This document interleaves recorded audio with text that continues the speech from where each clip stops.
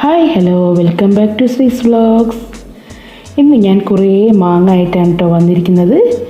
ഇന്ന് മാമ്പഴം കൊണ്ടുള്ള ഒരു വിഭവമാണ് കേട്ടോ. ഇന്ന് നമ്മൾ ഉണ്ടാക്കാൻ പോകുന്നത് മാമ്പഴ പുളിശ്ശേരിയാണ്. എല്ലാവർക്കും ഇഷ്ടമല്ലേ മാമ്പഴ പുളിശ്ശേരി? നമുക്ക് എങ്ങനെയാണ് ഉണ്ടാക്കുന്നത് നോക്കാം. വീട്ടിൽ ഒരുപാട് മാങ്ങ പഴുത്ത് നിൽക്കുന്നുണ്ട് കേട്ടോ. ചെറിയ ഒരു മാങ്ങയാണിത്.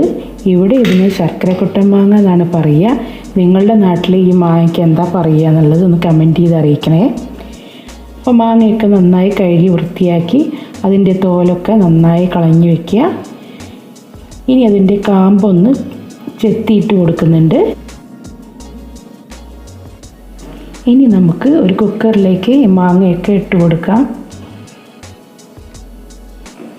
എന്നിട്ട് അതിലേക്ക് ഒരു സ്പൂൺ മഞ്ഞൾപ്പൊടി, ആവശ്യത്തിനുള്ള ഉപ്പും, പിന്നെ ഞാൻ മധുരത്തിന് ആവശ്യമായിട്ട് 2 അച്ച് ശർക്കരയും ഇട്ട് കൊടുക്കുന്നുണ്ട്. ഇനി നമുക്കതിലേക്ക് ആവശ്യത്തിനുള്ള വെള്ളം ഒഴിച്ച് കൊടുത്തിട്ട് ഒരു 2 വിസിൽ വരുന്നത് വരെ വെയിറ്റ് ചെയ്യാം. ഇനി നമുക്കതിലേക്ക് ഒരു അരപ്പ് ചേർത്ത് കൊടുക്കാനുണ്ട്. തേങ്ങയും വറ്റൽമുളകും ജീരകവുമാണ് ഞാൻ ചേർത്ത് കൊടുക്കുന്നത്. അത് നന്നായിട്ട് ഒരു മിക്സിയിട്ട് നന്നായിട്ട് നമുക്കൊന്ന് അരച്ചെടുക്കാം. അരച്ചെടുക്കുമ്പോൾ അതിലേക്ക് വെള്ളത്തിന് പകരം ഞാനിവിടെ തൈരാണ് ചേർത്ത് കൊടുക്കുന്നത്. ഇപ്പോൾ ഇതാ നമ്മുടെ മാങ്ങയൊക്കെ നന്നായി വെന്ത് വന്നിട്ടുണ്ട്.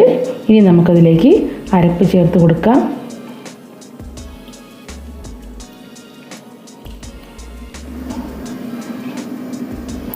കറിയൊക്കെ നന്നായി തിളച്ച് വന്നിട്ടുണ്ട്. ഇനി നമുക്കിതിലേക്ക് കടുക് താളിക്കാം. അതിനായിട്ടൊരു പാൻ അടുപ്പത്ത് വെച്ച് കടുകും വറ്റൽമുളകും കറിവേപ്പിലയും ഇട്ട് നമുക്ക് കടുക് താളിച്ചെടുക്കാം.